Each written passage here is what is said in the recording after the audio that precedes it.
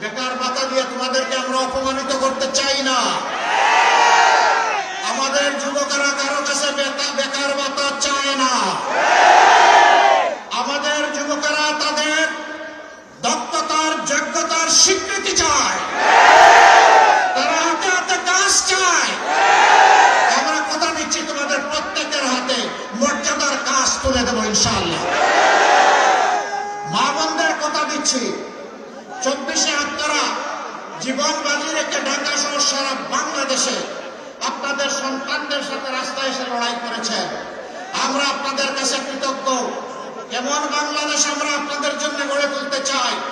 আপনাদের গৃহে, যাতায়াত অবস্থায়, চলাচলে এবং কর্মস্থলে 3 জায়গায় ইনশাআল্লাহ আমরা আপনাদের জন্য শতভাগ নিরাপত্তা এবং মর্যাদা নিশ্চিত করব।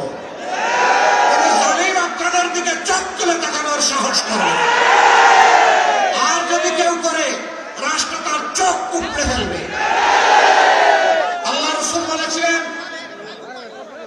আল্লাহর দেওয়া হেদায়েতের ভিত্তিতে ও বিশ্ববাসী, আজকে তোমাদেরকে এমন একটি শাসন সমাজ ব্যবস্থা উপহার দিয়ে যাচ্ছে, সালাত ইয়ামিনের সালাত থেকে মুরাক্কার হাজারের মাঠ পর্যন্ত এই দীর্ঘ রাস্তা একজন তরুণী তম্বি যুবতী একাকী রাস্তা অতিক্রম করবে, আল্লাহ ছাড়া আর কাউকে ভয় করবে না। আমরা সেই দেশকেই দেখতে চাই, তার জন্যই আমরা লড়ে যাচ্ছি। মা বোনরা আমাদের ইজ্জতের আবেগের ঠিকানা। আমরা প্রত্যেকে মা বোনদের গর্ভ থেকে এই দুনিয়া এসেছি। 285 দিন গর্ভে থেকে তাদেরকে কষ্ট দিয়েছি, দুনিয়ায় এসেও কষ্ট দিয়েছি, বুকের দুধ চুষে চুষে খেয়েছি, আর সেই বুকের উপরে পেশাব পায়খানা বমি করেছি। মা শীতে কিংবা গ্রীষ্মে কখনো তার আদরের দুলাল দুলালিকে বিরক্ত হয়ে ছুড়ে মারেন নাই, বরঞ্চ উল্টা চুমু দিয়েছেন। সেই মায়ের ঋণ পরিশোধ করার কোন শক্তি আমাদের নেই। আমাদের ওই মায়েদের ইজ্জত নিয়ে যারা টানাটানি করবে, তাদের দিকে যারা অসুরের চোখ দিয়ে তাকাবে, তাদের দিকে যারা হাত বাড়াবে, সেই সবগুলো হাতকে অবশ করে দেওয়া হবে ইনশাআল্লাহ।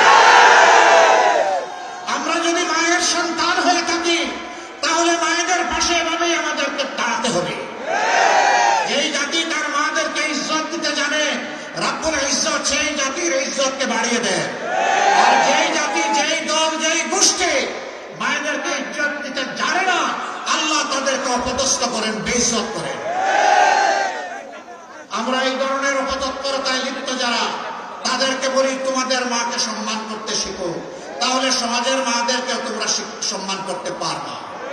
তোমরা যদি সমাজের মাদেরকে সম্মান না করো, আমরা ধরে নিব তোমরা তোমাদের মাকেও সম্মান করো।